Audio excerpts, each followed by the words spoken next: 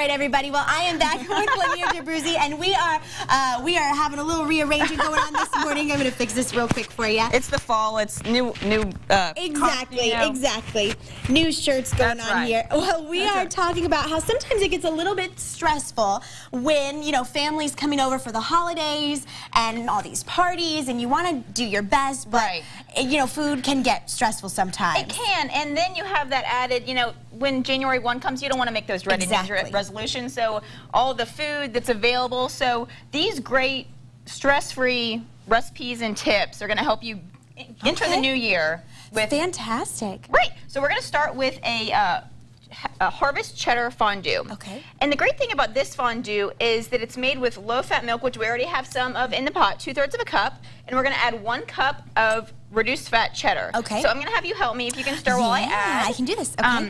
And the great thing with this is it's lower fat, and people think fondue, it's heavy. It's we're also going to add 1 bay leaf. Okay. A splash of nutmeg. 1/4 of a teaspoon of Dijon mustard, and that gives it that little punch that a lot of people like in fondue, and then 2 cloves of garlic. All right. Again, people love that. Oh yes, I love garlic. So throughout the year, the dietary guidelines say that we're not getting enough of a certain nutrients, and this gives 3 of the 4 nutrients that we're not getting enough of. So you can feel great about giving this to your family and friends. Okay. So once this is smoothed out, we're going to pour it in a fondue pot. All right. And if you don't have a fondue pot, you can do one of those little crock pots or a warming dish. Sure. And serving it with these delicious, healthy dippers, again, giving nutrition and beautiful color for your guests. Okay, wonderful idea. And I mean, fondue, everybody loves it. It's fun. Kids love it. You can dip interactive. Exactly. That could be your centerpiece for your table if you're worried about what to make your centerpiece. Right, and it's a great conversation starter. Right, exactly, exactly. All right. So how's this looking? It's good, yeah. Okay. So one other tip is when you're ready to serve, take out the bay leaf. Bay leaves can be kind of tough, and you don't want your guests to get that. Exactly. So let's talk about how you don't have to sacrifice good taste with being healthy. You don't have to have all of the chocolate and all of the heavy cream and things like that. Right, exactly. And so, as I said, we were starting with a reduced fat cheddar cheese. The next time you're in the dairy aisle, look at the different choices that are out there. There are a lot of different flavors and choices. There's everything from premium to reduced fat. So see what's available and that you like.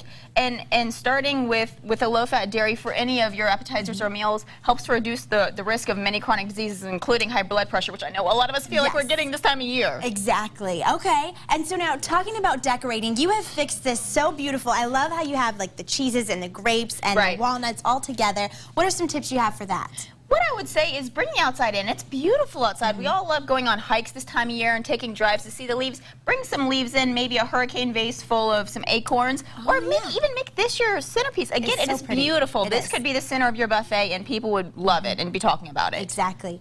All right, well, we're going to be back in just a little bit talking more about health and holiday eating. First, we're going to go back over to Chris.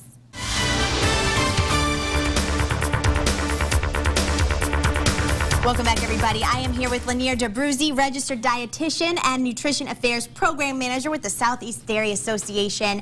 If you guys would like more information, you can go to southeastdairy.org. But we've been talking all about how the holidays can be a little stressful, and also you can eat so much because you go to all these parties and everybody makes cookies and fudge and all of these things, and you got mashed potatoes and so much going on. Did you know that in the 6 weeks between Thanksgiving and New Year's, we gain 80% of the weight we gain throughout the whole year? I wouldn't doubt it at all. So that's why tips like these and recipes like this are so important. So you're getting that nutrition and you're kind of shaving a little bit of those extra calories that you don't need off. So let's review this again. And about fondue, sometimes people might think it's a little much, a little complicated, but it doesn't have to be. Not at all. This takes less than 15 minutes to make, and you saw it was just a few ingredients. We throw in a pot, stir it until it gets smooth, and you pour it in a fondue pot. And if you don't have a fondue pot, you can put it in a warming dish or a little crock pot little dish. It's easy and it's fun. You can do this with kids. They love dipping. And it's interactive. You can sit and talk to your guests about, oh, what combination do you like? What's your favorite flavor? So it's beautiful, easy, and fun. There you go. So what are some things you'd recommend as far as amounts? How do you know how much cheese to get or how much of the accessories to go along with it? Well, I think the accessories as much as you want, because these are those fruits and vegetables, whole grains that we need more of in our diet. So feel free to fill up the plate with whatever you would like. With cheese, we have the no-bake option, so don't feel like you're not going to get the health benefits of this fondue if you don't want to make the fondue or you don't care for fondue. And a simple cheese plate is really easy. So today we have a selection of cow's milk cheeses. We have a blue cheese, a smoked Gouda, and a Havarti. So that blue cheese is really pungent, and it pairs so nicely with walnuts. We're here in Albany. You can have pecans too. There you go. And then the smoked Gouda with the really sweet, nice grapes, and then the very mild Havarti with a whole grain bread. So again, pairing those cheeses with accompaniments that are just as healthy as these. Right. With that, and so what I would say, 1 to 2 ounces per guest. Okay. If you're planning this. We're in the South. People stop by just to say hi, so always have something on hand. What should you do if your families have food allergies? I know a couple people in my family who have dairy allergies. What's an option for them? Dairy allergies, that is one instance where you would want to shy away from dairy. However, if it's lactose intolerance, there are cheeses, there's lactose-free milk that they can include. They don't need to be cutting out dairy at all. So hard cheeses, for example, like the cheddars that we made this with. Remember when cheese is made, there's the curds in the whey. The lactose goes away with the whey. So the harder the cheese, the less lactose. So they can eat that yogurt. So the live active cultures help to digest that lactose. So they can still include dairy foods and get all of those wonderful 9 essential nutrients. All right, very interesting. Well, you guys make sure to stay with us. We're going to be back with her in just a little bit. Again, southeastdairy.org. You can have more information there. And we're going to go back on over to Chris.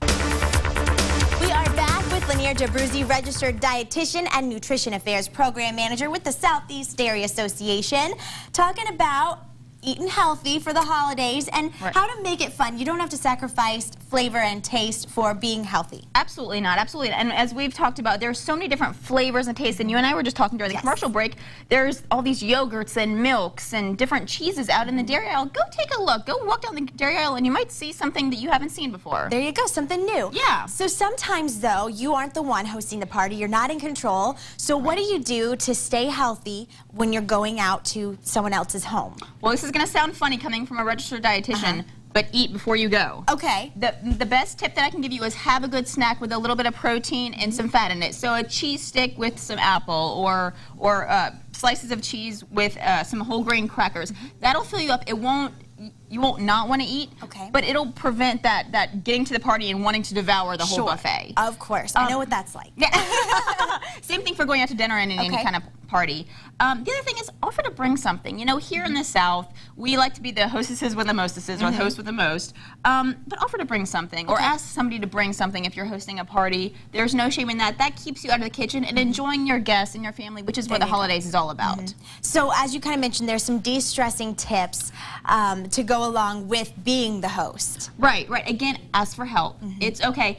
And as you and I were talking about earlier, find some stuff that's not so hard to clean up. I mean, if you're going to have individual servings, maybe make one large serving of something and have people clean that up. Use paper plates, things like that. They can easily be thrown away so you're not stressed. And again, enjoying your guests. There you go. I know my family, we used to kind of all do the dishes together at the end. Perfect. And so it kind of like all the ladies got to talk while we cleaned, and then the men went in and watched football or whatever they were doing. That doesn't seem fair. I know, right? What happened to that? I know, but it was still fun. It was fun.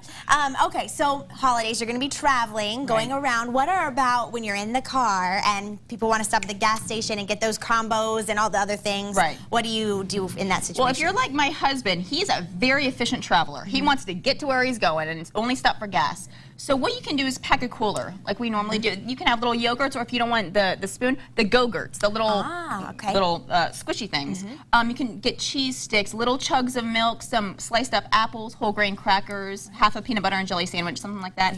If you're in the airport traveling, people get to their destination and always say, God, I'm so tired and all I've been doing is sitting all day. No, you haven't. You've been walking through the airport, lifting your luggage and all this stuff. So you're incorporating exercise when you're shopping, walking through the mall, incorporating these small things in exercise and healthy snacks. There you go. Some things you might not have thought about before. Well, we appreciate you coming on. If people want more information, where do they go? Southeastdairy.org. There you go. All right. Well, we appreciate all those tips, and I hope that you guys will stay healthy this holiday. On over to Chris for some weather.